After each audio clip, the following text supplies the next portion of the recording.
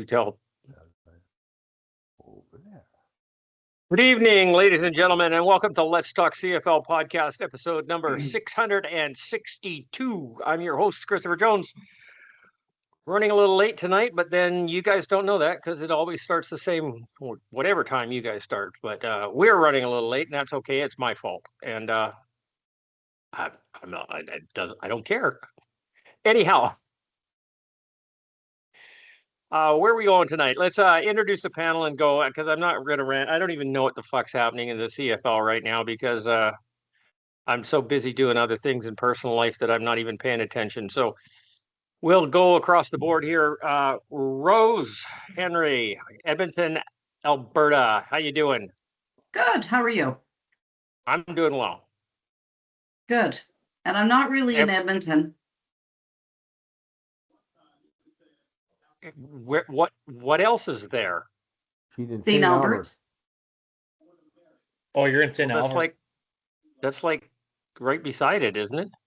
Isn't that like connected. Burnaby to Vancouver? It's like being in Burnaby. Yeah, I mean shit. We're not going there. No, it's like being in a big city and then you decide to move to Regina. Suburb.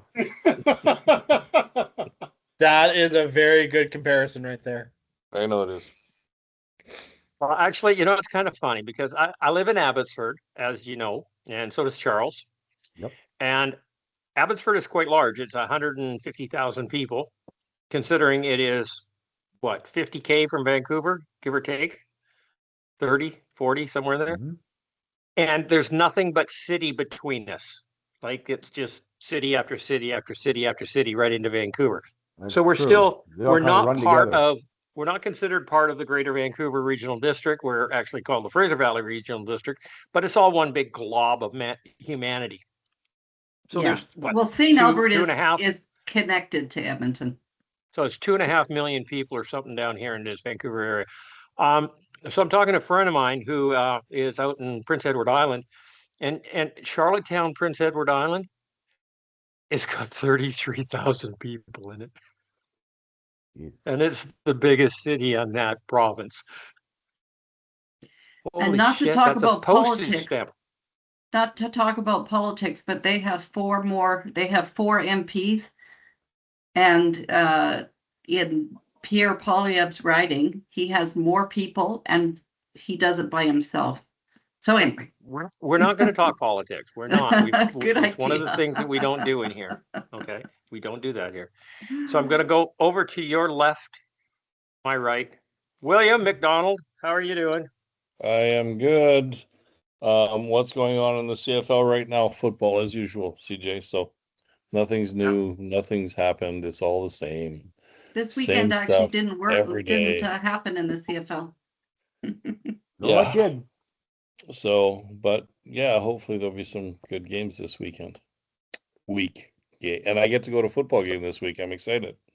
Yeah, and unfortunately and sadly, this was the week that I was planning on flying to Calgary and go to a football game with Will. And luckily, you didn't do that because you would have had to cancel because of your cousin. My cousin is in the hospital, and I have to babysit. So, yeah, that's kind of what I'm doing. So yeah, unfortunately, I wasn't able to go out and party with my buddy Will. And damn, it would have been a really bad thing for me because I hate missing work every day. Okay, so I just I know I understand. I bleed orange. Okay, and well, we haven't talked about where you work. Okay, so when you say you bleed orange, that must mean that you work for the BC Lions. No, that's right? Not it. He's a Lions fan. No, yeah. He's not a Lion. And anybody, and even people who have never been on this podcast know I've never been a BC Lions fan, never will be a BC Lions fan. And I think pretty well, Will. To quote a famous friend of mine, BC sucks. Okay, just saying. Baird Zanewich. What are you quoting? Mark Weddall. Mark Weddall. Mark Weddall. Yeah, right. No, I knew who he was talking about. I don't even talk. I knew exactly. I don't even know. That guy doesn't even come into my mind anymore. Okay. He got proved wrong on COVID, so I was vindicated. I was gonna. Okay. I'm going to Winnipeg in October, and I was gonna stay at his hotel, but a little too rich for my blood. So. Oh, really? In Yeah. Winnipeg? Yeah. Really? Yeah. Should take Charles's discount with you. Yeah, maybe, but already booked a hotel. I'm good. Okay. Scott Morledge, Regina, Saskatchewan. Rough Rider fan, buddy. Wearing green. Hello, hello. I am actually coming out of Brandon, Manitoba today, out here for work. So that's been an interesting week so far. But we had some good games on the weekend, and I'm looking forward to some more good games. We Good to got talk some good football. games coming up. I think this Winnipeg Ottawa game is going to be the one that's going to. Is that the one that's going to challenge Ottawa's going to get their first win in Winnipeg? Is it? Is it? Is it? Is it? Could it happen? Could it happen? This might be Ottawa is the Winnipeg's shot so far. Ottawa's Winnipeg's kryptonite, so I'm pretty excited about that. Michael Dennis, Portland, Hello there. Oregon. Hello there. Our token American. This has been a weird CFL season in many Oh, respects. fuck, you think? You don't say. What's your first clue? I've been, it's been a tough week, and with Edmonton getting destroyed last weekend, so I'm still suffering. But That's the only there's stable thing of this league was that loss last week. but Don't worry, Mike. There'll be many more to come this season. Yeah. But we got hope. We play again this week, and hopefully we can turn it around and break a 2-game losing streak. Two-game losing streak. And you're playing Toronto. Okay. This is like, God. We're going to find out where the bear shit in the buck brush with this Edmonton Elks team. That's for sure. Because Toronto's not really a good team. And yeah. They're so roller coastery right now. Some games they look brilliant, some games they look like Ottawa. Who, Toronto? Well, then that's kind of Edmonton too, isn't it? So we're going to watch two teams that are very much on par go battle with each other, and then we'll see where they are because I don't know. Charles Cliff at Hello. Abbotsford, Saskatchewan. Actually, if you're thinking Abbotsford, Saskatchewan. I was waiting to see if anybody noticed. Okay, the new place I've never seen. I gotta move. Hold on. Back in BC. Yeah, I'm back to BC. When you really think about it, if you look at the league, with maybe the exception of Montreal, I don't think any team can really say that they've had the kind of year that they want to have. I mean, sure. Or that we expected them to have. Or that we expected. Sure, the Elks have played well, but they've got a 2-game losing streak thing. Are the bubble starting to burst there? I don't know. Obviously, the Lions, this is nowhere near where they expected to be at this time. Even, you've got Saskatchewan. They've been pretty good, but even a couple of their wins, they didn't look too good. So no one is firing on all cylinders, with the exception of maybe Montreal. And even Montreal, I think, is a beatable team. I don't think they're playing to their potential either. I don't think anybody is. The way Alexander's playing right now, I don't think anybody can beat Montreal right now. Mike, you come out with these statements all the time, and it's just like fucking ridiculous. Are you stupid or what? Sorry, and I don't mean that from a mental standpoint, Mike. You just jinxed them now. Jeez, they're gonna lose this weekend for sure. I actually defended Mike today. I think it was today. It might have been yesterday on Facebook, because somebody was out there saying, your vast CFL knowledge and this and that. And I said, he's really only been following the league for 2.5 years. Cut him some slack. Yeah, but he does a lot of study. He does a lot of study. Yeah, he's good. 100%. For that point, I think he listens to it, but then he comes up with dumbass shit. But then he comes out with silly statements. So then he says what he said there, and then you got to wonder if he, did he hit his head something earlier tonight? I don't know. Come on, Okay. the way Alexander's playing right now, Will, you can't deny he's not playing the best football in the league. Absolutely he is, but he also has a defense that is going to let him down one of these games, and he can't be perfect all the time. And you know what? When he played last year, he was pretty good, except for a game at the end of the year called the Grey Cup. Grey Cup. On one leg. He was in the playing game. on one leg. You go in the football game, sucks to be you. Yeah. Yep. No, I'm not saying. I'm just saying you can't. I'm not saying Saskatchewan shouldn't have won. They won in 07 because Glenn broke his arm. But No, I just shit happened. I don't take the argument that he was battered up because he was in the game. Everyone was battered up. If you're playing, end of the year, everybody is battered. Okay. Yeah. If you're not playing hurt, you shouldn't be playing. Well, in terms of the 2025 team, Saskatchewan was the best team throughout the year. They deserve to be the champions, and I applaud Scott's team. Did they? Yeah. They weren't the best team throughout the year. They just were the best team at the end of it. Well, that's the only thing you have to be. They were the best. They were the best team in the last game, and that's the only thing that matters. Exactly. Well, they had to get to the last game to be the best team in the last game too. Okay, let's talk some football. Okay. We haven't been, but we've got 4 games to review. The first one up was the Calgary. Thursday night was the Calgary Stampeders into Toronto to play the Argonauts, and this game went back and forth, and how the hell did Toronto win? I mean, like, seriously. I honestly was looking at this game. I was watching this game, and I'm going, Calgary is going to destroy Toronto. And it just didn't happen. It absolutely didn't happen. William, talk about your football team. What did they do? Or better yet, what didn't they do? As I've been saying all year long, there's something missing in Calgary. I don't know what it is. Consistency? I don't know. Because sometimes they look like they're going to be the world breakers, and then they get 4 picks in one game and they still lose.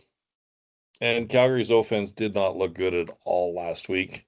And I blame Vernon Adams, but you can't completely blame Vernon Adams because his offensive line was horrible. So I don't know. And I saw you saying that.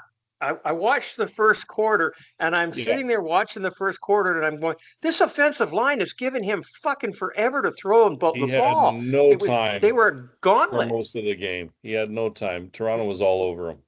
So that obviously changed. I didn't get to watch most of this game Thursday night. I was off doing things. I once again, these games are aggravating for me. So I'm trying not to watch them very much, and I am going to the game on Thursday, and I sure hope they show up, to be honest with you, because which team I hate to lose to in Calgary, right? Oh, Saskatchewan, Toronto, Edmonton, BC, Winnipeg, BC. So we shall see, but yeah, I don't think they played well offensively. Defense was okay, but they still let in more points than Toronto's defense. So, well, Toronto played Calgary earlier in the season and scored about 33 points. They scored 33 points in this game. Yeah. The difference is that 47. Calgary scored 54 or something in the first game. They were over 50 against.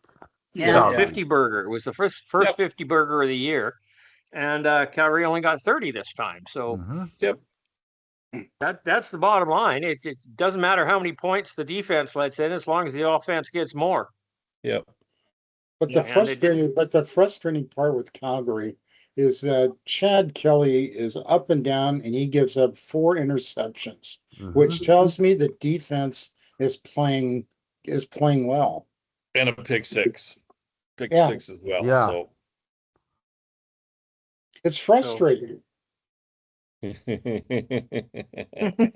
to the choir on that. Thanks, Mike. That's Chad Kelly's second four interception game of the season? Okay, I've been meaning to ask Scott this question since last weekend. You have told me in the past it doesn't matter at all if a quarterback has 4 interceptions as long as they win. I mean, Correct. come on, you can't. Okay, Mike. Here's the thing: is eventually, if you're throwing 4 interceptions every single time you win, eventually that's probably going to catch up with you. But I mean, I'll take the interceptions. If the Riders win the Grey Cup this year and Trevor Harris throws 6 interceptions in the game, cool. Nobody's gonna care. Yeah, Nobody cares, right? So yeah, Chad Kelly threw 4 interceptions this last weekend, right? 4 interceptions. Yeah. Who won the game? Toronto won the game. And who gives a fuck? No. Yeah, most people aren't talking about the interceptions at this point. Well, you are, but most other people aren't. Yeah, but it's the 3rd time this season he's given up 4. Oh, second, I think. He's 13 on the year, and he's played 8 games. Yeah. So yeah. That's a lot.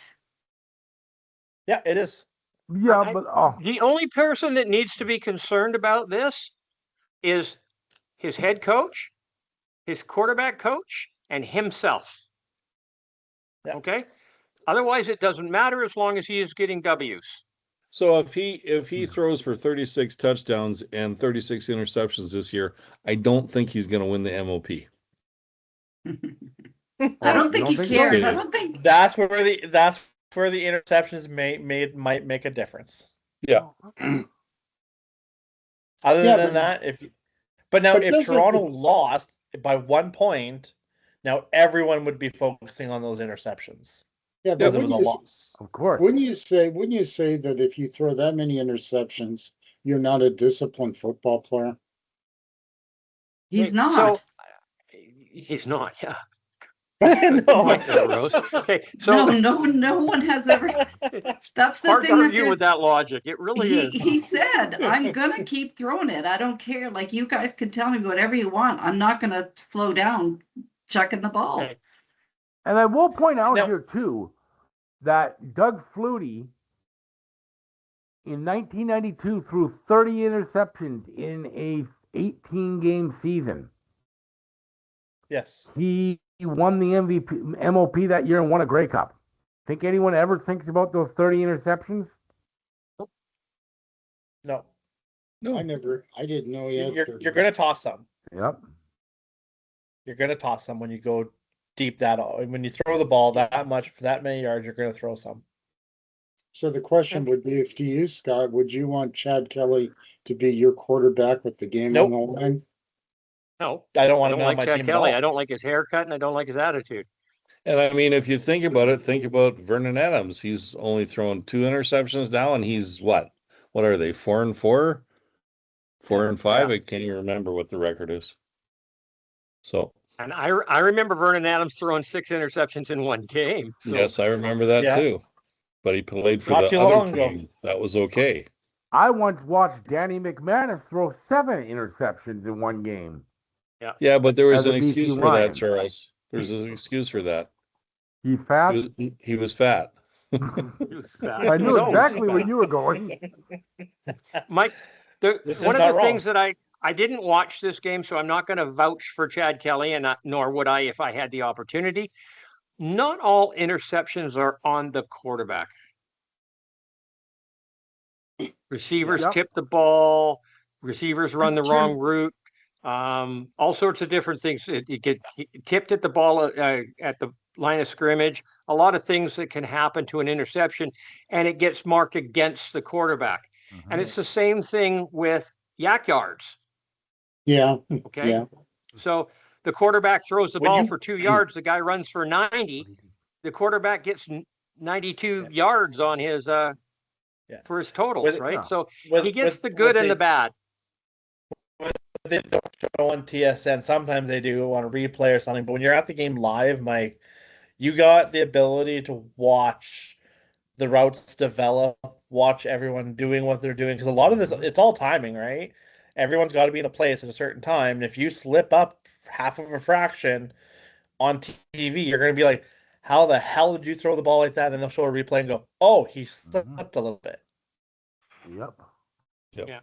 Or you didn't curl in quick enough, or to whatever the case. Like, there's just so many minor little things that take place. Yeah. And then it's an interception and it goes against the quarterback. And it might be the receiver just rolled his ankle or tripped up or stuttered or anything could happen and the ball's picked off, right? Yep. A couple some of And the, maybe he didn't see the defensive guy. You know, a shit couple of happens. the interceptions were pretty outstanding by Calgary players. So Yeah. Okay, so this was the Calgary Stampeders 30, the Toronto Argonauts 33, total of 66 points. Everybody picked Calgary to win except Rose. Rose picked Toronto. So she gets 100 points for this. Charles gets an extra 36, Will 24, CJ got 40, Mike got 40, Scott 38, Rose 28. Friday Night Football had the Ottawa Red Blacks into Saskatchewan to play the Rough Riders. And this went pretty much how we all expected it to go. Did Will actually pick Ottawa? No, he didn't. Okay, we all picked Saskatchewan for this game. And no surprise there. I'll let Scott talk about his football team for a second, but let's keep it short and keep moving along. I think it's pretty well summed up. The only thing that I wish would have happened differently is I wish the Riders would have been a little bit more awake in the first half. But I think in the second half, Ottawa did what Ottawa does, and the advantage of it. I thought they kept a pretty close game up at the halftime. Ottawa played 100% in the first half. Saskatchewan didn't Ottawa play up to their potential. The fourth quarter. Ottawa's always in it until later into the third or whatever, and then they just blow a gasket. They're a team that doesn't know how to win. They're a team that doesn't know how to play 60 minutes. No, exactly. Yeah. Okay. Well, they don't know how to win either because they 58 minutes. I'm talking about 40 or 30 minutes, right? Because they're not. They take the second half off. They've only been close twice, and that was Winnipeg, and then actually they were close with Montreal that time. Yeah. Well, they're going to be in Winnipeg again this week, week, so they might have potential for a victory here. Let's see what happens. Winnipeg is coming off a bye. And playing at home where they haven't won. So this was the Saskatchewan Roughriders 42 points, and a lot of those were scored in garbage time right at the end. Not that that's a bad thing, but it's still. And Ottawa 20. So 62 points overall. Everybody picks Saskatchewan. Everybody picks up 100 points. Charles got 32. Will got 26. CJ nailed it at 50. Mike got 40. Scott with 20. And Rose a little meager 14. Saturday had two games. The first one up was the Edmonton Elks playing in Montreal. And this went the same as what I anticipated it to. But not everybody felt that way. So I'm not going to say squat about this, but I'm going to let Rose talk about her football team for a minute, because if I let Mike talk, we might be fucking midnight before we get out of here. To be honest, during this game, I was at a birthday party and there was kids running around, and so I didn't get to really watch it, but all I saw was the sloppiest tackling I've ever seen in my entire life. And certainly I haven't seen it all year. I think that the defense was shitty. They shit the bed is the bottom line. But the offense wasn't bad, and they were right with them until third quarter. And then that happened. And actually I heard the coach a couple times. Of course, that's the question they asked: why didn't you go for 3rd and 1? And it was kind of an interesting answer, because he said, look, he said the 3rd and 1, not going for the 3 points was not the issue. The issue was a 56-yard drive to get them down to take that 3 points back. He said that's what shouldn't have happened. He said, I don't regret that decision. And he said it was the defense that fell down on that.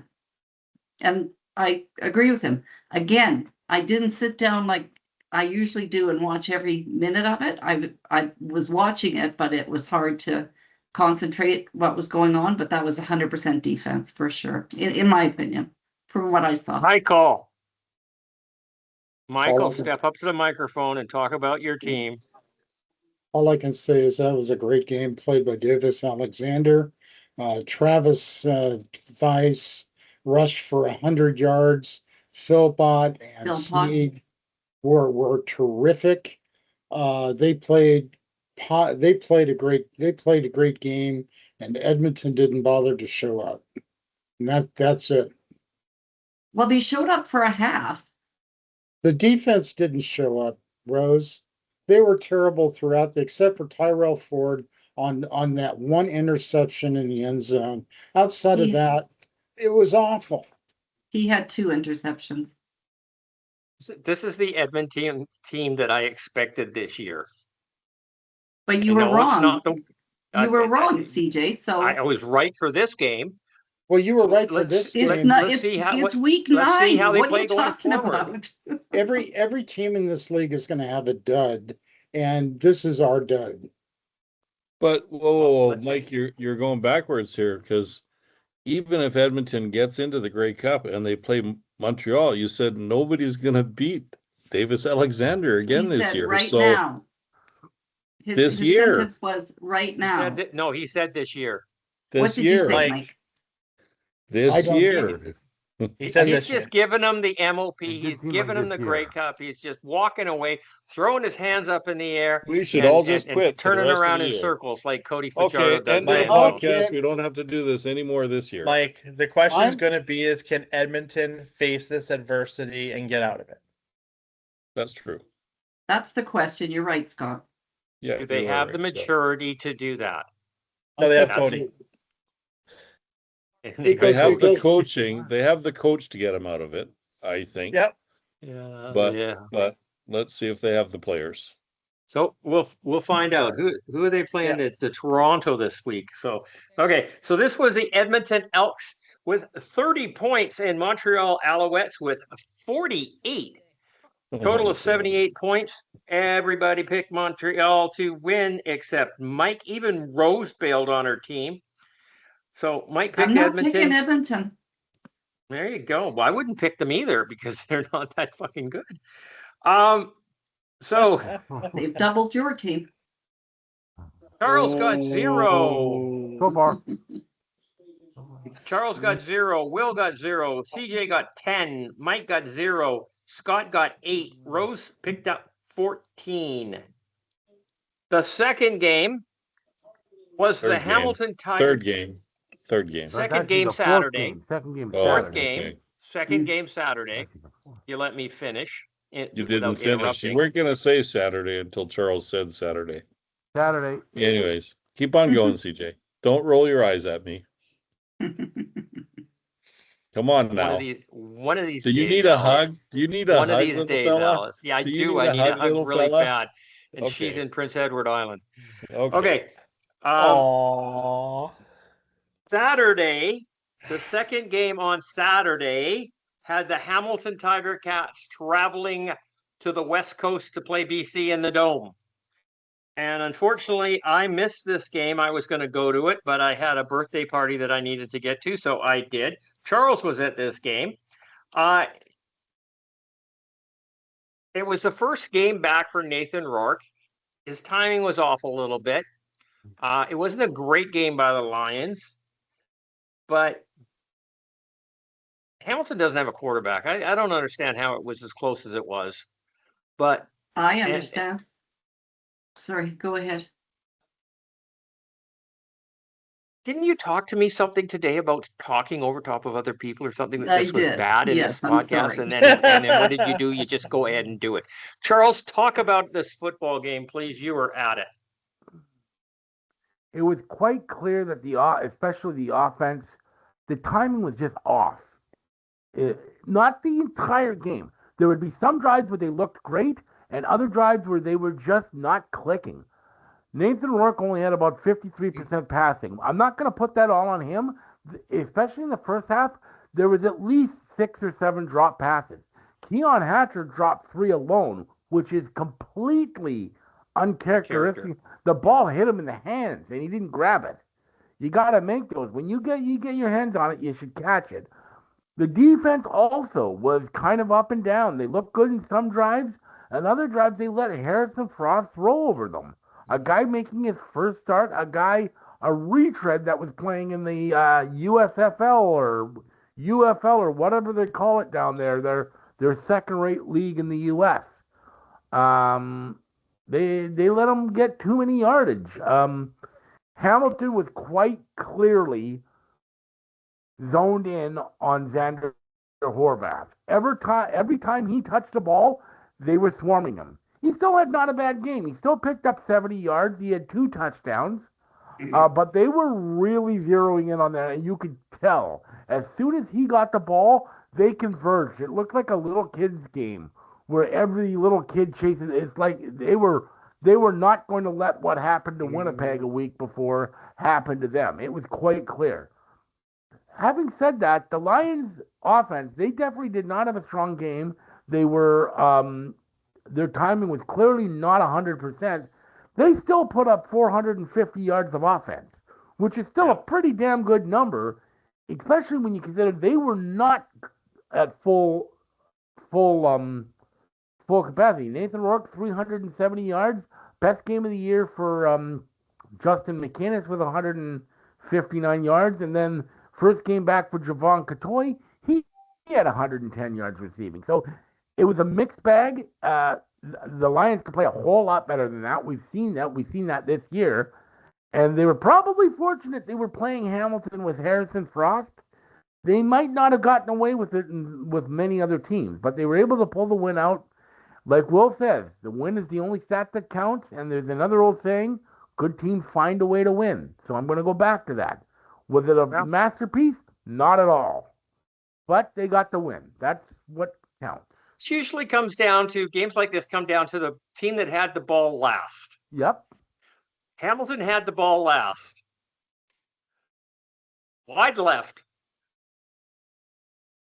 Their tying field goal went wide left. And that sucks. Yeah. I am a fan of Frosty the Throwman. Okay? Come on, that's awesome. That's awesome. There's no better name than Frosty the Throwman. That is good. So I'm curious since she brought it up. Rose, you said you knew why the game was close. I want to know why that was. I'm curious. Well, nobody knew anything about Frosty the Throwman. And BC's offense did not look very good. I'm sorry. They just didn't. Like you said, they were off. They were. For most of the game. I don't disagree at all. And, Yeah, but if you're not going to. Here's the thing. If you're not maybe good, that you is still put up BC. We don't know. Yards. As Like, Charles we don't know. said, Maybe that's BC this year. We don't know. No, because they've had other games this year where they've looked better in sync than that. The game against Rourke's played some good games this year and lost them. Better. Rourke's played some games and won them. Yeah. This is coming back from a 3-game injury. Timing's going to be off with the receivers. That's a fact. Anybody who expected him to come out and who's that crusty guy that on Rod Peterson? What's his name? I don't know. And he just says, "Oh, Rourke's off. He's not playing anywhere near what it is since he came back from the NFL." And it's just like bullshit. You even watch the guy. He's still averaging over about 300 yards a game. That's still pretty good production, even if you're not playing well. 100% it is. Okay, so. Sorry, what were you going to say, Mike? the bottom line is BC won the game, and good teams have to be able to win ugly games to get into the playoffs, and you guys did. I'd argue that the Riders win this week with an ugly win over Ottawa. Yeah. Okay, so we finished up the standings this week in Week 10. Rose was the winner at 496, CJ at 440, Scott at 404, Charles at 396, Will at 386 and Mike in the rear at 312. That's 2 weeks in a row you got 312, which is usually a pretty good score, Mike, but this time it was the bottom. Wow, how does that happen? So Will is taking over the lead. He is exactly 200 points ahead of Mike at 31.84. Mike's back there at 29.84. Charles is 100 and something points back of Mike. Scott's 300 points back. CJ is 12 points behind Scott. 12 points. And Rose, she's falling off the wayside, even though she did a good game this last week sucked. Anyhow, so that's that. And let's move on from there. Where does Sparky want us to go now? Okay, CFL. Let's talk CFL Pick'em group on CFL.ca has Will in 4th place with a score of 24-14 for the season. Sparky's next at 23-15, Mike at 22-16, Charles at 20-18, and then we go below 500 for CJ at 18-20. I'm really coming back after that. I was so far off of 500. Now I'm getting close. And Scott's down there at 17-21. Rose missed the first 3 weeks, so she's not in the group. Okay, then we went off and we did power rankings for the teams this year. And you know what? We pretty much almost agreed unanimously on the pick on these power rankings this week. Montreal straight across was number 1. Saskatchewan straight across was number 2. Edmonton's number 3. Then we put Toronto. And then there was a bit of a controversy, a little bit in some people's opinion, like Mike and Rose, because it's something about those Edmonton guys that just don't like BC. Everybody picked BC in that spot, but those guys put Calgary there. Calgary's right behind them. And then Hamilton, Winnipeg, and Ottawa. Some idiot actually picked Winnipeg to be in 9th place. Can you believe that? Ottawa got rescued out of 9th place, and Winnipeg got put in there.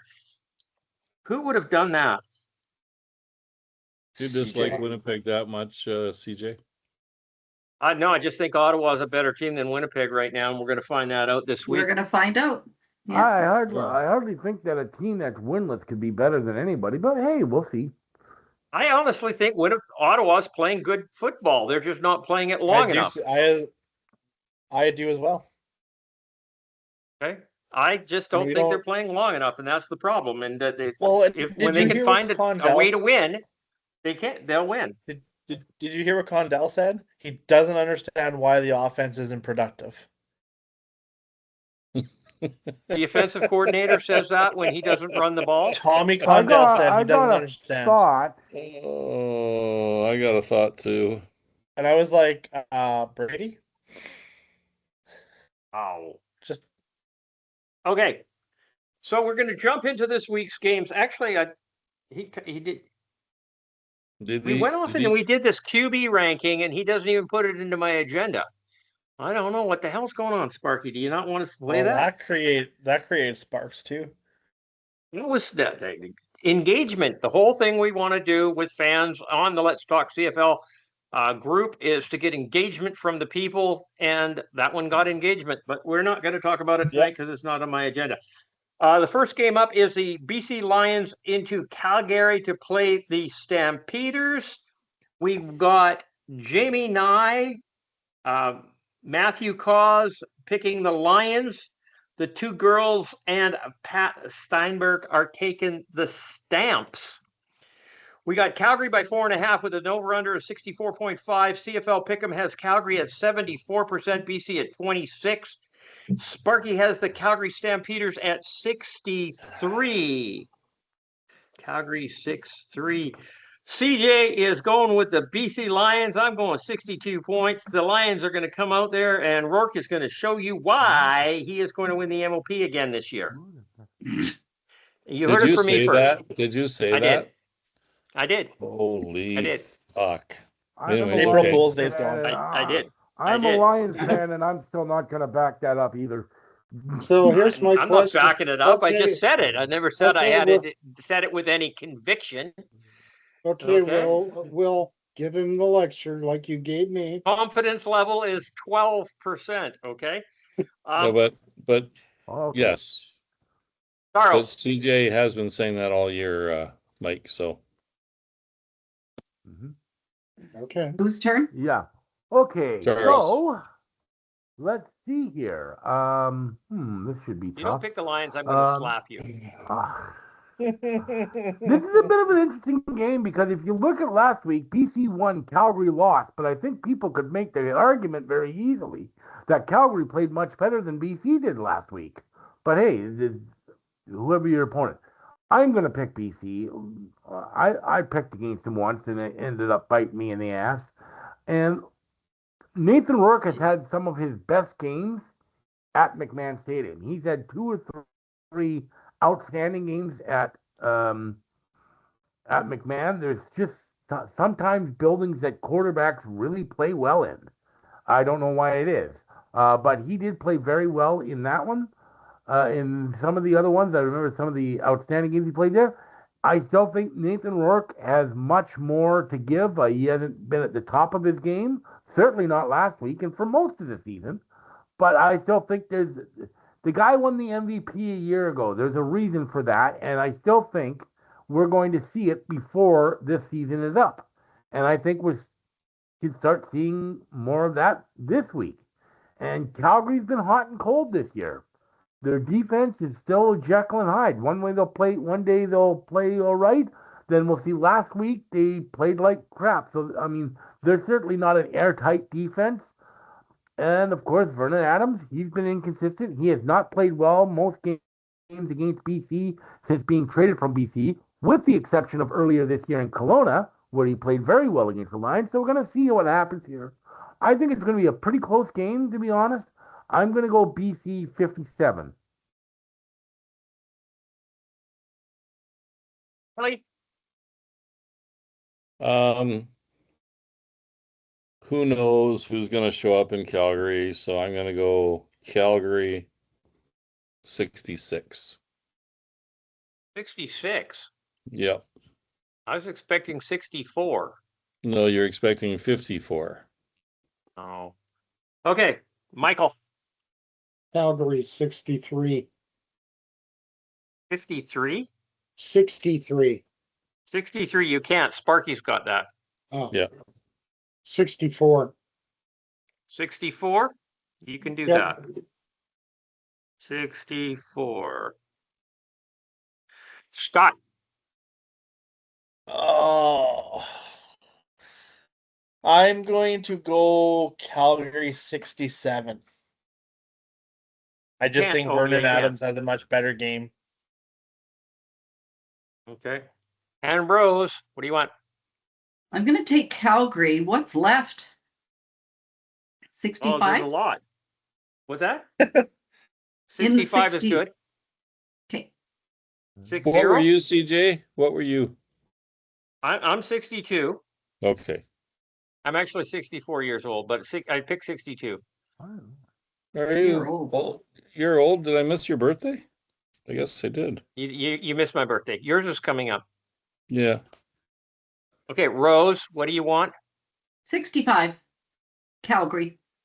65 for Calgary. Okay. Next Calgary's game up just a better team. They're just having a hard time pushing it over the end. That's fucking opinion, okay? Ottawa, Friday Night Football has the Ottawa Red Blacks into Winnipeg to play the Bombers. And everybody on CFL.ca picked Winnipeg straight across the board. Winnipeg is a 6.5-point favorite with an over-under 56.5. CFL Pick'em has Winnipeg 63, Ottawa 17. I can't believe 17% of the people picked Ottawa to win this game. It boggles the mind. Winnipeg, Sparky Calculator has Winnipeg at 58. Winnipeg 58. CJ is going to take, oh God, I want to pick Ottawa. Nope, I'm going to take Winnipeg, and I'm going 62. CJ is doing Winnipeg at 62. I want Ottawa to win. I'm going to cheer for Ottawa. I'm going to go Red Blacks. But I just don't. If they could finish a game, if they could finish an entire game, they would win. If they could play 60 minutes of football, they would win this game. I honestly believe that Ottawa right now is a better team than Winnipeg. So obviously they've got a better quarterback. Ryan Dinwiddie thinks that Jake Mayer is better than Drew Brown. So there you go. Actually, Zach Claros is coming back. Is Zachy taking first round? Yeah. First team reps? Yeah. Okay. Well, but I don't know that let's it matters. put it this way. I honestly don't think Zach Claros has played worse shit all season No, before he got he injured. hasn't. So I'm not jumping up. I might even pick Ottawa now. Should I change that? I don't know. We'll do this. Rose, what do you want to do? I am going to pick Ottawa. Their last game together was 36-34 for Winnipeg. And they look like they should have lost. So a blind squirrel gets a nut every once in a while. I'm going to say Ottawa, and I'm going to say their last game was 70 points. Let's go 70. Ottawa 7-0. Scott, where are you going? What's your role? I am actually also taking Ottawa in this game. I think they're due. Winnipeg's not playing well. Unless they get Brady going, I'm going to go Ottawa and 51. Scott at 51. Okay. Michael. Wake up. Oh God, this game is hard. Mm-hmm. I'm gonna go with the Ottawa 54. Mike has taken Ottawa at 54. Wheelie. I wonder want? when the last time was Winnipeg lost 3 games in a row in Winnipeg. Ooh. Well, they're Been a 1-4. It's got to be 5 years. At least. More than that. Well, prior to 2019. Well, Yeah. 2019 they didn't play that well. Riders had that season wrapped. They just beat them in the Grey Cup. I'm gonna go Winnipeg. You took my 54, Mike. Winnipeg 55. I know he took his 54. I can't believe that he did that. It was very, That's very okay. inconsiderate. He's a bitch. What can I say? Bit of a bitch. Cody thing to do. He's a shitty thing to do. Charles, what do you want, buddy? Oh, this is really my toughest game of the weekend, to be perfectly honest, because neither one of these teams is any good right now. They've both been playing like crap. I really want to pick Ottawa. I'm just not going to do it. I'm not sold. They haven't won yet. I can't bring myself to pick them, seeing as they haven't beaten anybody. Now, that could very easily change this weekend. I just don't see it happening in Winnipeg. And like Will says, they have not won. It's been a long, long time since they lost 3 in a row. I'm going to go with Winnipeg. Not super confident, but I am going to go with Winnipeg. I'll go Winnipeg. Let's go with the Winnipeg and an even 60. The reason I chose Ottawa is Brady Oliveira said that Winnipeg is broken. Right now, Condell says Winnipeg is broken. I mean, we can just watch and they don't know on the how. field and know this. But when one of your leaders of the team says that, that's what gives me the confidence somewhat to go with Ottawa. And if when your offensive coordinator says that the team, if my leader of the team said that, I'd cut him.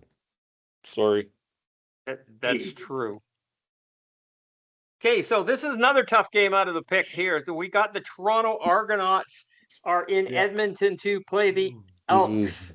Matthew Cause has picked the Argos. Everybody else picked the Elks. We have Edmonton is a 3.5-point favorite with an over-under of 62.5. I guess I'm going under with 62. CFL Pick'em has Edmonton at 86, Toronto at 14. That's a pretty low percentage there. Nobody's giving Toronto any love here. Sparky has Edmonton at 60. Edmonton at 60. CJ is going to take the who the fuck? Okay, I'll take Edmonton.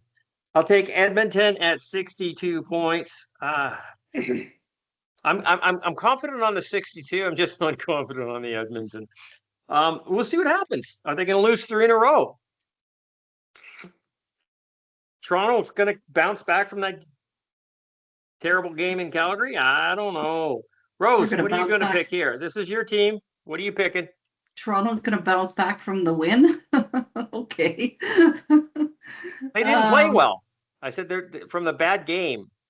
I said I would never pick Edmonton, but I really feel like Edmonton's going to win this.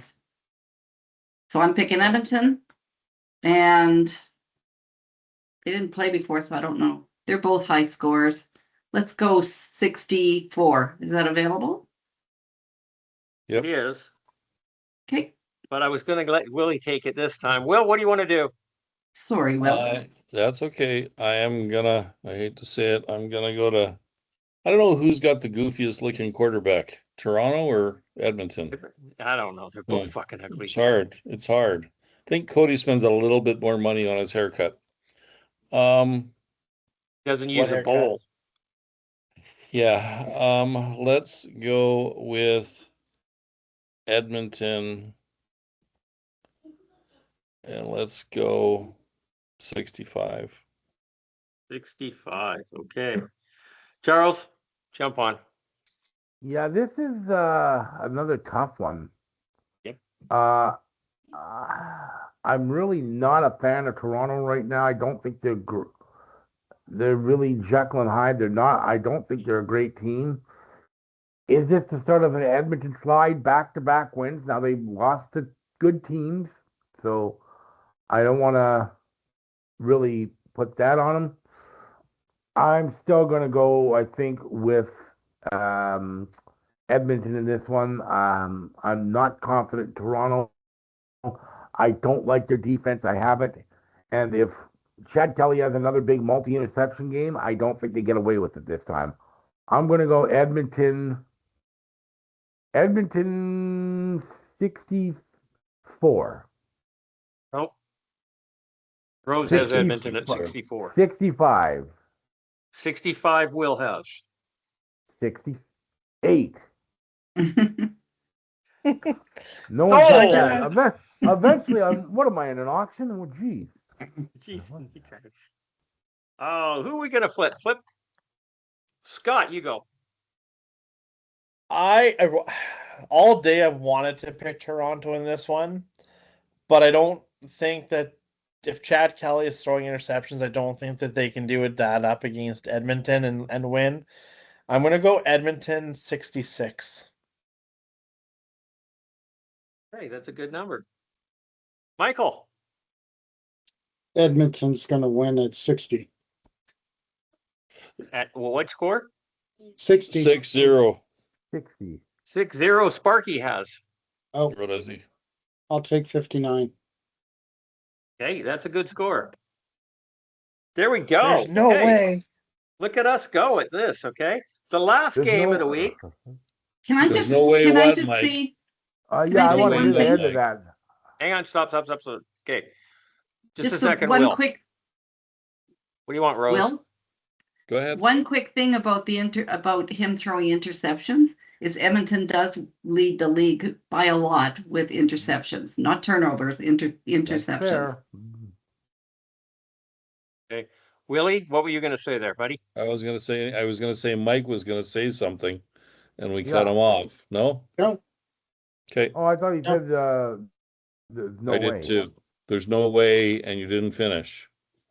Oh, I didn't say that though. No, that was me in the Mike background. did. Oh, No, I looked it up and said, "There's no way." He hasn't said it for a little while. You just expected Mike to say it. We need one. Whenever it comes to Edmonton, there's no way. Okay. People, Edmonton, there's just no way they're going to lose. There's two Except for the games on last 2 Saturday, weeks. and the second one happens to be the Saskatchewan Roughriders traveling east to Steeltown. They're playing the Hamilton Tiger Cats in the no-name stadium with Frosty the Throwman. Ooh. with Frosty the Throwman. CFL media has taken Saskatchewan straight across the board. This is Saskatchewan is a 5.5-point favorite with an over/under of 55.5, kind of low. CFL Pick'em has Saskatchewan 90%, Hamilton 10, and Sparky Calculator has Saskatchewan at 57. So, yeah, I'm going to take the Riders on this one. We'll take Saskatchewan. We're going to go 62 points, and that's what's happening. Will, I'm going to let you go next. Whatever you want to do, lock it in. There's no way There's no way. Saskatchewan is going to lose here. Because you know what? I think Saskatchewan's been pretty consistent all year long, believe it or not. I hate when that happens, but I guess I have no choice. I'm going to go Saskatchewan 63. It's a good score. Charles, jump in there. Sorry, Frosty, it ain't Christmas time. Go back to the North Pole. Saskatchewan's Frosty's not gonna from win the this North game. Pole. Well, wherever the hell he's from. When he melted, Santa took him back to the From North his Pole mama. to make him okay. But okay, Isn't he but from Florida? I think he he's got from trapped in Florida. a greenhouse or something. Look, Yeah. Saskatchewan's gonna win this game. Hamilton's just in trouble for the rest of this season without Bo Levi Mitchell. And I'm not coming down on Frosty because, he's one career start. I'm not expecting miracles from the guy, but having said that, it would be a miracle if they beat Saskatchewan. So I'm going to go with Saskatchewan 62 points. No, it's my score. 63 points. No, that's Will. That's my score. Okay, do I 65? Do I hear 65? 65. 65 yours. Somebody give me 65. Sold. 65. Sold. 65. Mike. I could run an auction. There's You did just well. there's just no way that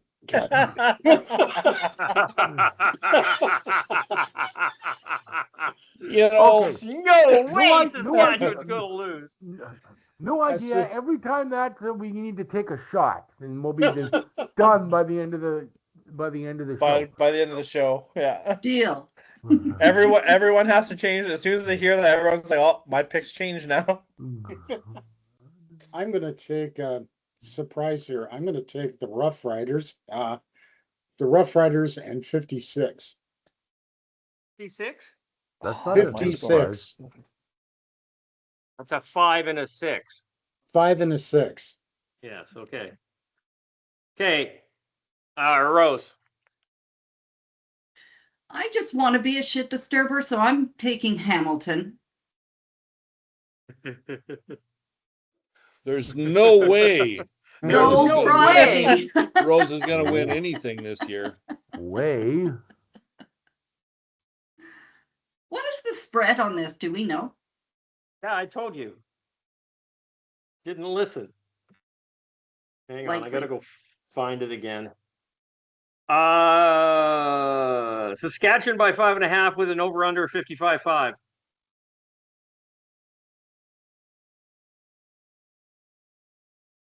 Yeah, I'm taking Hamilton, and I'm going.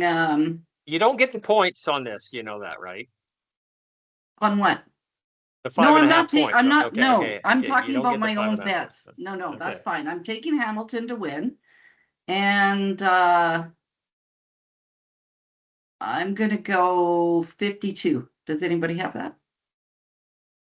5? 5-2. 5-2? No, nobody's in the 50s. Oh yeah, no, sorry. Sparky's in the 50s, but that's it. So is so's Mike. So's Mike. Scott, what do you want here? Oh, come on, Scott. No, I'll be honest. I was thinking Hamilton on this one. Yeah, whatever. Scott's picking Saskatchewan. Yeah, Saskatchewan 55. Saskatchewan. You're taking Saskatchewan? Really? Like, fuck. Yeah, we're all in the day. green and everything. All day. I was picking Hamilton. You can say whatever you want about Hamilton and not being a very good football team, but in reality, guys, the only team they have to beat this year is Toronto. True. To get into the playoffs. But they got to start winning games to do that. And Toronto and Hamilton are pretty close. Even without Bo Levi Mitchell. So I really would have liked to have seen Hamilton this year with Bo. Like, I think they would have been right up there. They'd have been challenging Montreal. Yeah. They're my second. I was actually I'm rooting for them to win a Grey Cup sometime in the next decade. Yeah, I mean, It's not gonna happen. Come Not this on. year, Good, because anyway. it's been a long time. it may not be. It may not be this year. Yeah, I no, I think- don't think it'll be this year. I personally think Hamilton, regardless if Bo was there or not, they were going to be shit this year, but that's just me. Yeah, I didn't think they would, but Because they hired a lot of retreads. Sorry. Wynton McManus, and I could go on and on, but I'm not well, going we stole their best O-linesman.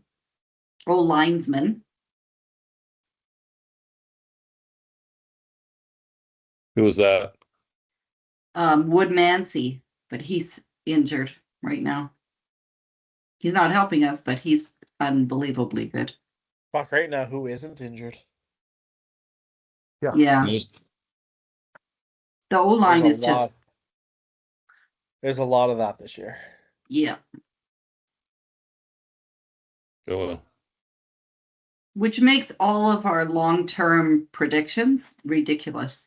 Yep. yeah, but there's still the next man up mentality, and you have to. Yeah, You This have is where to- you. This is where you find out how your coach and GM are really doing. Yep, absolutely. Mhm. So in other words, Hey. Dinwiddie's as good as I thought he was. as a GM. Yeah, Now, Mike, do you You can't realize? both- Do you can't realize, do Mike? both roles? Just show you a little bit of ego from Ryan Dinwiddie. Do you realize that he played in the CFL as a quarterback, Mike? yes, you told me that. Yes. And his first start ever was in the Grey Cup in 2000 and what was that? Seven. Seven. 2007. And he said no problem because I've played in big games before. And he absolutely stunk. Oh yeah. But Okay. man, was he good looking. Come Sure. on. He was the best I looking don't think about quarterback that we've 'cause- had in a long time. Great. Yeah. Okay. But he's not good looking anymore, is he? At least I don't Well, think he is. We've all Anyways. kind of done a few steps down Yeah, since 2007. Yeah.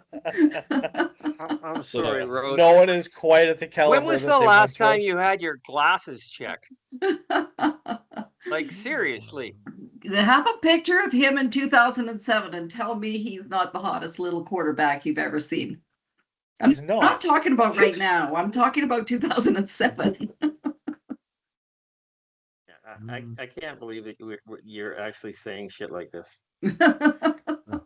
That wine's kicking in. Yeah.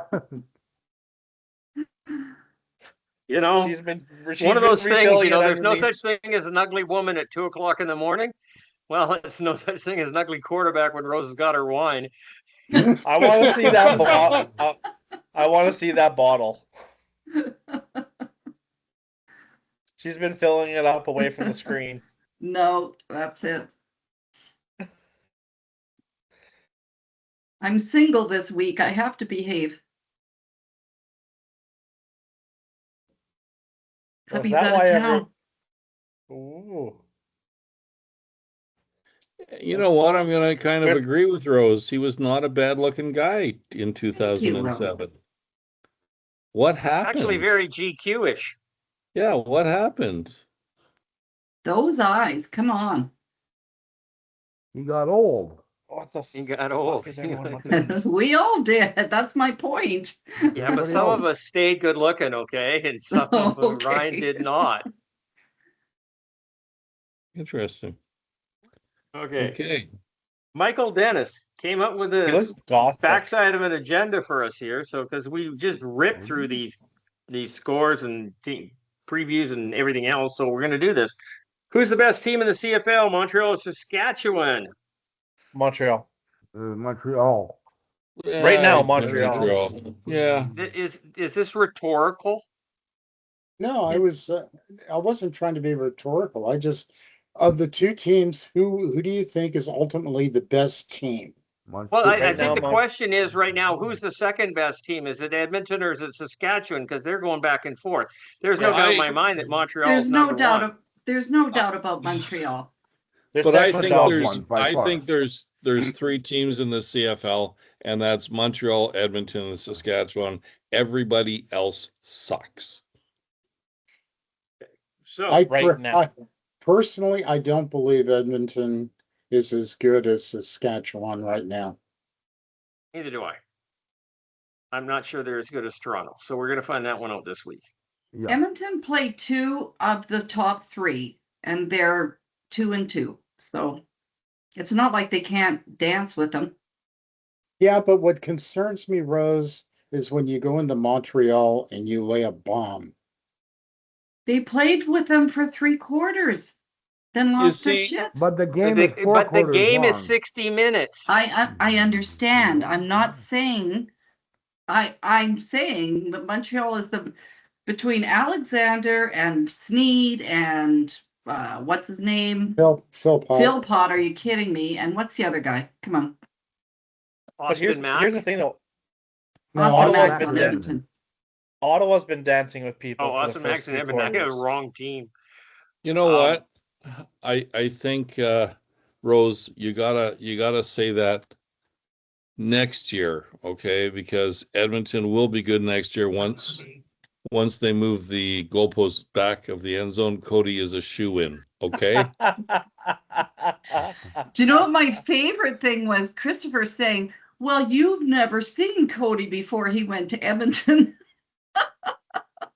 My brother-in-law and I laughed so hard. I have not missed one single CFL game for 20 years. I was 10 at the time. You obviously do not pay attention to the games because you think Cody's a great quarterback. He's not even a good actually quarterback. think Jason Moss wouldn't take Cody to Montreal or would have taken Cody to Montreal if he thought he was crap? Okay, let's stop for a second. Stop for a second with this and let's talk, okay? What was going on in that year? What happened to Montreal? They were being Come on. They were being run by the Rose, in 22 or 23. It was 23, wasn't it? 23. Yeah, Jason Moss was the offensive coordinator in Saskatchewan in 22. Yeah. Cody had a terrible year. Well, I don't even know if it was terrible, but not good. So in 23, he was hired as the head coach, and he brought over, Machocha brought over Cody. Do you think Jason Moss would think there was no hope with Cody? He worked with him for the last several years in Saskatchewan. He worked with him. He was his offensive coordinator. Do you think he would have said to Danny Machocha, God, that gives me PTSD just saying that name. Do you think he would have said to Danny Machocha, yeah, I want Cody? Okay, I'll explain to you what happened. That was the year that the owners of the Montreal Alouettes threw the keys on the table. The league took over the team. They banned Danny Machocha from spending any money at free agency. They had nobody going on. They had nothing happening at the beginning of the season. Okay, they weren't allowed to sign any contracts, and they went and grabbed the only available quarterback after the music stopped at musical chairs. Cody was not there by choice. He was the only thing left. Okay, I'm going to disagree there. I'm going to disagree Jason Moss didn't go take him. That's all it was left. Hold on. Jason Moss and Cody Fajardo have a really good relationship. They do. Everyone said no, they don't like each other. They do. It was Craig Dickinson who was forcing Jason Moss to make Cody a pocket passer, which he's not. Had nothing to do with the relationship between Moss and Cody. They had a good relationship. And if there's any coach in this league that knows anything about quarterbacks, it's Jason Moss. But here's the thing. Not only was he one of the best, he also worked with Ricky Ray for years. So my question here is this. Scott Milanovich. My question is this: why was Montreal when Cody went down, Davis came in, did his thing? I get making him the first string. Why were they so quick to get rid of Cody? Because they had Davis Alexander. But why wouldn't Cody get back? Hadn't proved himself any more than Drew Brown had. Why wouldn't Cody be a Winnipeg didn't backup get in rid of- Montreal? He He went didn't to want Edmonton a to be a- backup. He could come He to went to Edmonton to Edmonton. be a backup. So Yeah, he Yeah, did but- want to be a backup. Yeah, but he the knew fact what actually happened was going to happen. the fact of the matter No is, Because offense, Montreal didn't Mr. want Ford. him. Oh, so you've got a crystal ball in your mind reading at this point in time. Montreal Cody. did not want Cody. let's They focus Montreal on tossed him to the fucking curb. Boom. Get out of town. We're And I'm going with glad- this completely unknown Davis Alexander. and I'm Just glad, like just like Calgary threw Bo Levi Mitchell to the curb and went with Jake Mayer. Okay? Look how Only that it worked didn't out. go the way that they wanted. That was a little different, though. Yeah, it was very different. Yeah. I'm Yeah, very Saskatchewan happy. ran Bo was Cody. injured. Yeah, they didn't Ran think Cody Bo out, would ever Edmonton. recover. So Yeah. I'm I very understand Calgary doing that. Montreal, why would Montreal throw an MVP quarterback to the curb after winning them a Grey Cup? because they Davis had something Alexander better. had not proven himself. He did not prove himself any better than Drew Do Brown you had. think Jason Moss didn't know what Davis Alexander was at the time? Of course he did. It's not a question. It's unproven. Jonathan Jennings was amazing too. Yeah, but here's the point. 2026 is what we need to focus in on, and Cody Fajardo is a good quarterback in this league, and he's got his team at 6-3. You have to There you respect that. Thank you. As of so far, I as of will right now, concede a he good is- quarterback. He is not a great quarterback. He is not an elite Yeah. quarterback. And I Who's honestly saying he think, is? and I honestly think in the last couple of games, we've seen some of the things that hampered Cody Fajardo sneaking into his game in the last couple of weeks. Running You the see ball him doing himself when Cody he should things. be running the ball himself when he should be handing the ball off. Doing his little spin move, going right into the arms of a defensive end. Yeah, but don't you think you guys are overcritical of Cody? No, I mean, we've been seeing it since 2020 or 2021. Oh, not me. I've never seen him play.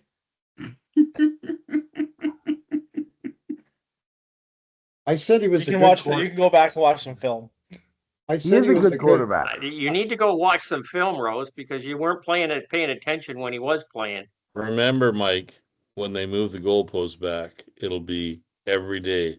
He'll be a Cody for superstar. MOP. Well, He you have to- probably won't be playing next year. He was thinking of retiring this year. He's Well, not you going to have retire. You have to admit That's the funniest thing I've heard today.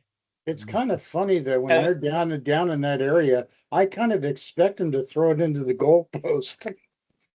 You know, the other thing about this last weekend, and we should go, sorry, is TJ Luther dropping that in the numbers pass in the end zone. You just kind of knew it's like he doesn't do that. They just weren't on. Well, So he this also- year, so Mike, Yeah. here's my suggestion. Hop on a plane, come to Edmonton. I'll get you tickets. You could sit with us. We have a very fun section. I'll get you an Eskimo shirt, and we're gonna have a great time. Come and see our team. I got to get a passport. Okay, so No. the next two questions are obviously Mike's. 'Cause I can- Should Toronto live with a quarterback that has no discipline to prevent interceptions? What was that? Yes. Should Toronto live with a quarterback that has no discipline to prevent interceptions? Yet he's winning the games. If he's winning games, they won't care about the interceptions. Nobody Mike, you cares should about chat- interceptions if you Mike, win. you should chat GPT some of these questions before you put them down. Okay. Maybe that's not a bad idea. The next one is funny as hell too. At what point in the season will Ottawa say we've had enough of Dimwitty? They won. Nope. They won't. He's coming. They there. can't. He has the He's most there for cap. 2 to 3 years. He's got a Management contract. cap. They put Management cap. He's they got put can't get so rid of much. him. Yeah. huge They security. put so much money into him as coach and GM. They are stuck with him. And Like I it or still not. believe, as much as I dislike Ryan Dinwiddie, I still believe he'll make that franchise a success. I do too.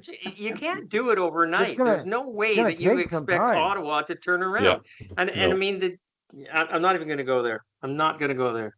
No. Attendance by week 10. Saskatchewan had 29,000. Montreal had 22. BC had 19. Toronto had 16. I don't know what the point is, but okay. So moving on. Well, my point on that was, why is BC below 20? Is it because of the losing? It was Aaron's birthday party. Okay.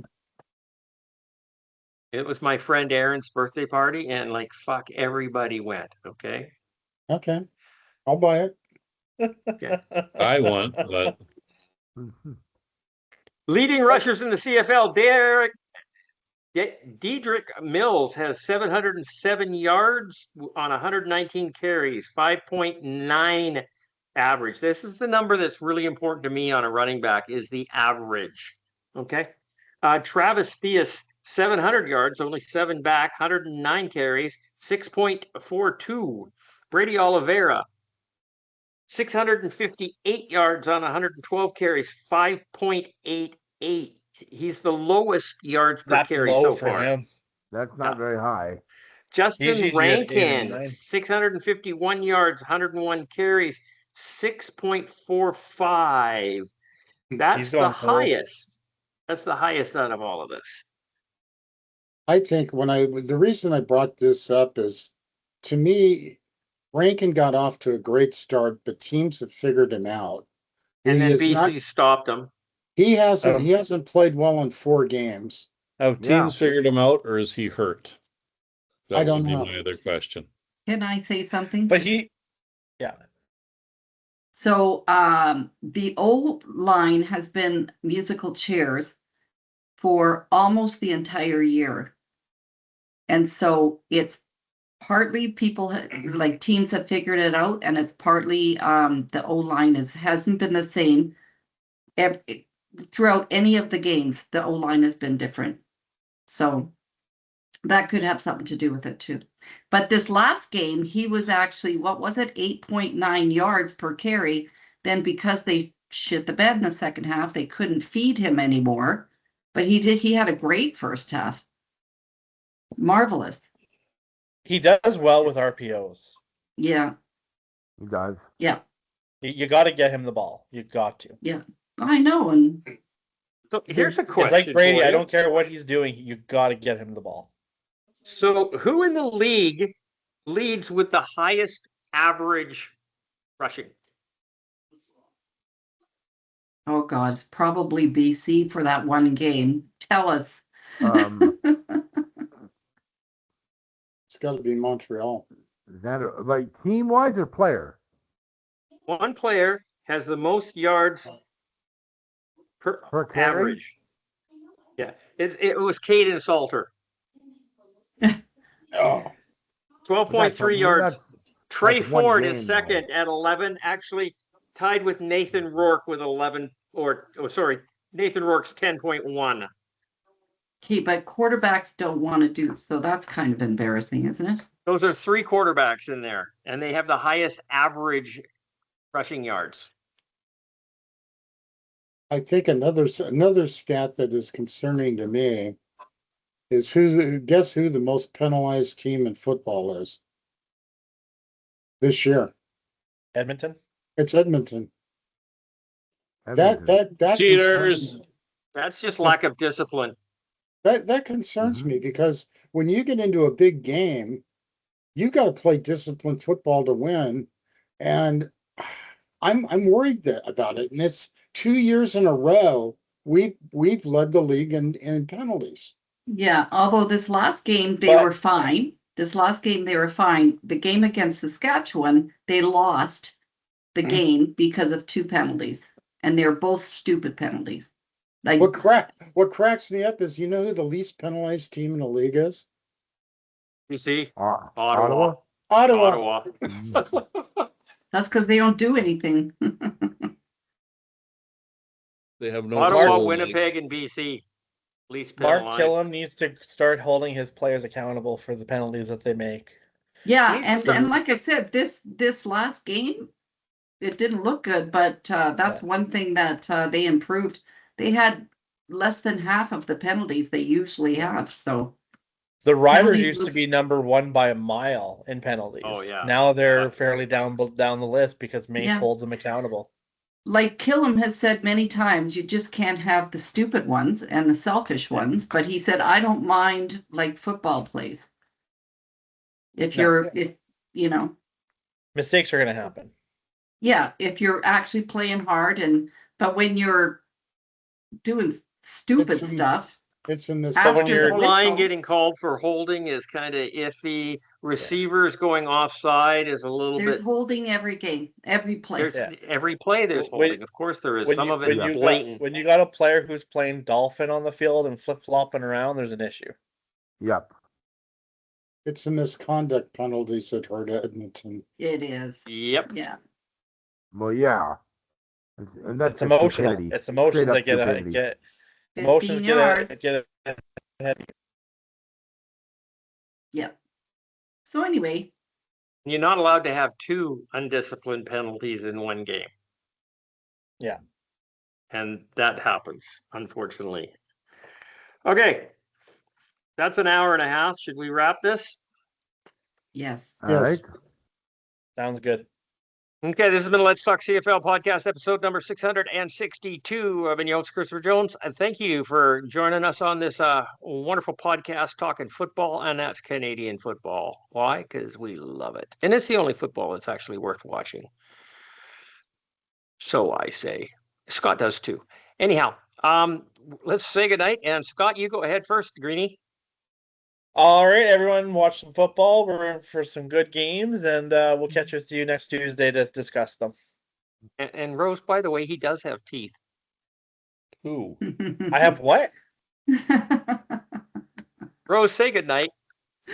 Good night. Looking forward to the weekend. Michael, Good night, everybody, and enjoy football. William, I guarantee there's going to be football games this weekend. There's no way. there's There's no no way. way. There's There's no You're not not going to gonna be love winners it. and losers. Watch Charles. football this weekend, guys. Should be an interesting weekend. We'll see what happens and talk about it in a week. Yeah. We'll watch more football. Can we have like 8 games? We need more teams or something. I don't know what it is.